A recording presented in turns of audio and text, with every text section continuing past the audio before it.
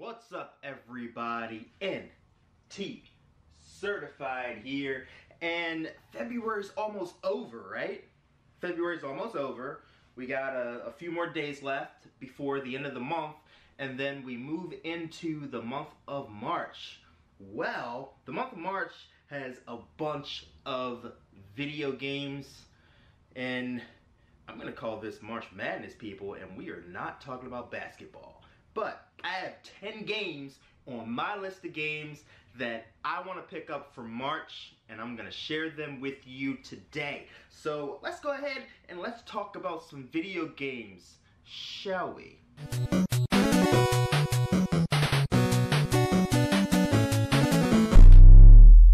The first game on my list is Scribblenauts Showdown, and I'm going to be picking that up for my Nintendo Switch. Now, this is the first Scribblenauts game that's coming out on PS4 and Xbox, so I guess that's exciting for the people who are anti-Nintendo, as if anybody is anti-Nintendo. Right? Right. But anyway, this is a different outlook on the Scribblenauts experience. This is Showdown, so it's going to be geared towards multiplayer type of games. And of course, you're going to have you know, your single player, and somebody else can jump in and play the regular platform style game where you go in and you try to help. From what I see, it's helping the animals and things like that. But there's also a showdown mode where you can go in and play multiplayer and go against a friend who is the first person to be able to create, you know, an item. I'm gonna do so bad in that game. And while we're at it, I keep buying games for my Switch, multiplayer games, but I don't have anybody to play with. What the heck am I doing? Scribblenauts comes out on March 6th. Next week. Game number 2 is Fear Effect Sedna. This is a game that I want on my Nintendo Switch, but I brought it on Kickstarter. Bought it, brought it, bought it. Whatever. I bought it on Kickstarter a little while ago, and I have it on PS4. Then they announced the Switch version, and now I'm like SOL because they couldn't switch my copy over. So, not sure what I can do about that. I mean, I guess I'm going to have a copy on PS4. But Fear Effect is one of my favorite games from the original PlayStation. Having, like, the puzzles were like a mind freak back in the day. Especially for me, being so young as a kid. Like, I was so confused by the puzzles. But you play as a mercenary named Hannah. Of course, the game stays true to its cel-shaded top-down look as well. So if you are not aware of what Fear Effect is, take a look at the original Fear Effect and be warned, you might fall in love with it. Fear Effect also comes out on March 6th. Game number 3, Kirby Star Allies. Now, I haven't played a Kirby game in years, and we're probably going back decades at this point. Decades. Let's see. I didn't play any Epic Yarn stuff. Nothing on the Wii U. Nothing on the Wii. Nothing on the GameCube. Possibly Kirby 64. Possibly. But I can't be sure. I want to say the last game that I played was Kirby 64, which would have been about 20 years ago. But let's go even further back than that and say that the last game that I remember playing was Kirby on the SNES. So we're talking about well over 20 years, people. I'm so freaking old. By the way, has anybody seen King DDD lately? He's been working out. He's been working out. Take a look at King DDD. I don't know if I want to be Kirby and face King DDD, especially when I'm just a pocket of air. But anyway, Kirby Star Allies comes out on March 16th along with Burnout Paradise. Number 4, Burnout Paradise Remastered, a game that I had on my Xbox 360. Xbox 360. So I'm going to pick up Burnout Paradise on my Xbox, not my PlayStation. like I pick up most of my games on my PlayStation. I do have to show my Xbox some love here and there. So Burnout Paradise is one of my favorite car simulators, racers, whatever you want to call it. Everybody has a different outlook on what a lot of the car games are today. But Burnout Paradise is a game that I used to love mainly because of the crash system. But when they brought out Paradise, it actually turned into a really great open world racer. It was the first game that was open world for the Burnout series. And you could do like a number of different challenges from pretty much anywhere in the game. Nothing was set, you know, in a linear, you know, world. The only thing, I'm a Burnout revenge type guy. You know, that was my favorite Burnout game, but Paradise was just as good, if not better. The only thing that I wish they would change is the crash mode. I hated how you could crash into something, your car would bounce, and you can continue to bounce your car as long as your car doesn't hit the ground. I don't like that. I would rather drive into the middle of traffic and get crushed. Game number 5, March 20th, is Sea of Thieves. Alright, now, there's a lot of debate online about Sea of Thieves. Alright, so you have the PlayStation fans who hate the Xbox fans, and then you have the Xbox fans who hate the PlayStation fans. I'm not sure which side you're on. I have them both. I just happen to be wearing an Xbox shirt today.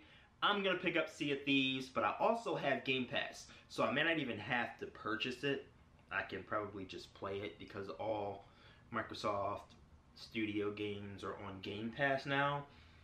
So, Sea of Thieves, you are a team of 4. You are pirates, and you are going from island to island to try and find treasure, you know, in the mountains or whatever you call them. I played this very early on last year at Xbox Fan Fest, and I had a lot of fun with it, so I decided I was going to buy it right then and there. But I have not looked at any of the game fixes or the updates that they've made since then purposely. I just want to be surprised when I start the game and see how much they've changed and how much the game has grown. For me, it was a lot of fun. The 4-on-4 ship battles, you know, searching for the gold, trying to chase people to try to and keep the gold and stuff like that. It's just a really good game, and it's made by Rare, so I am super confident that Rare is gonna make something decent. But it has been a long time. But don't worry, PlayStation people. Sea of Thieves has nothing to do with you. So get out of here. Game number 6, March 23rd, is A Way Out. Now, let's talk about A Way Out. A game that I saw last year at E3, and I was immediately intrigued by it. Yes, it is an EA title. We are not going to talk about EA right now. But the premise of the game is that you play as one of 2 prisoners, okay? Both of you are in the prison together, and this is a multiplayer experience. So you can be one guy, the person that you're playing with can be the other guy. You try to escape from this prison. The intrigue about this game is that you are your character and you're seeing a completely different perspective than the other player. But, I mean, that's typical because you're playing on 2 different television screens, but you're working together in the same story to achieve the same goals. So you may need your partner to go and distract somebody while you go and, you know, do something else. Or while you, like, knock an alarm or something like that. But your partner can be seeing cutscenes while you're doing something completely different, and they can be watching you from like a third-person perspective in the cutscene. It's different. It's super different, and I'm really excited to see what it's all about. The one downfall for me, and the reason why I kind of hesitated on picking the game up, is because it is multiplayer. And like I said, I don't have anybody to play with around here. Nobody wants to play any video games with me.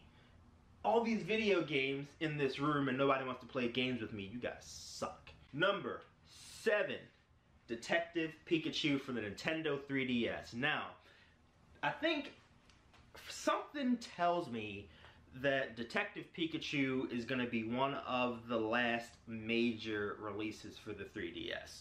I feel like they're going to focus more on the Switch because you can port all of those 3DS games onto the Switch. The Switch is going to have a massive library of games. And I feel like they need to start that focus. You know, Pokemon is moving onto the Switch, and I think it's a really good idea for them to move Pokemon onto the Switch. I don't know if we're going to get any more Pokemon games on the 3DS. So, I mean, what's the point? You know, so Detective Pikachu, you play as this little boy, okay, and you're talking with a Pikachu. Pikachu's talking. That's the only reason I'm buying the freaking game. A talking Pikachu. I'm buying it. Let's not talk about it anymore. 8, Ni no Kuni 2, Revenant Kingdom. Now, I did not play the first one. Okay, so I'm a little reluctant to buy it. I may wait a little bit to pick up the second one until I go and beat the first one. But I went to see Black Panther last week, and I was actually talking with my cousin, and he mentioned the game, and I was like, oh yeah, you know, everybody's, you know, waiting for this, you know, Kuni game. But I didn't do much research on it. But I did look it up. I did watch some gameplay. And I know that, you know, you're this king who was ousted from his kingdom. And you're going back to, you know, regain your throne. So it's an RPG style game. It is open world. Typical RPG elements where you go into your battle systems and stuff like that. But everybody's raving about it. Everybody's looking forward to it. And usually when people say, you know, this game's gonna be amazing, and I watch it on screen and I see the cartoony art style, it's usually gonna turn out to be something decent. So I'm looking forward to it. I am gonna pick it up. I'm not sure if I'm gonna pick it up in March, but it is a release in March. I don't know. What do you think? Should I pick it up? Should I become the king? Number 9 is Far Cry 5, a game from my favorite game company. This is freaking Ubisoft, people. If you know me and you know what I like, you know that I'm a huge fan of Ubisoft games. Whatever they bring out, I'm buying it. No ifs, ands, buts about it. I love Ubisoft, okay? Alright, and that's just what it is. And I don't know what you want from me. So Far Cry 5 takes place in Montana. We are back in the US of A, people, and there's this cult that's starting in Montana, and I actually just watched this show on A&E about this cult leader and how he was feeding people like this Kool-Aid with all this poison and stuff. And this is kind of what it reminded me of, because I like watching TV shows on A&E because they're gritty and they're real, and I feel like this game is going to get real serious real quick. So he's a cult leader and he has all these people following him, and to try to disconnect them from the outside world, you know, so he can tell them what to do and manipulate them and all this stuff. So I'm a deputy sheriff and I'm going to track this guy down. But in the midst of all that, you know, it's me versus him and his townspeople and in the country. And there's gonna be, oh my gosh, I'm so excited. I'm so excited. It's just over a month away. I cannot wait to go into Montana with my buggy, go in there and knock some heads off.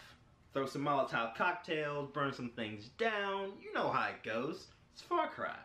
Game number 10, and the final game on this list is MLB The Show 18. My favorite sports game. I like the show is better than Madden, the show's better than NBA, it's better than NHL, it's better than FIFA.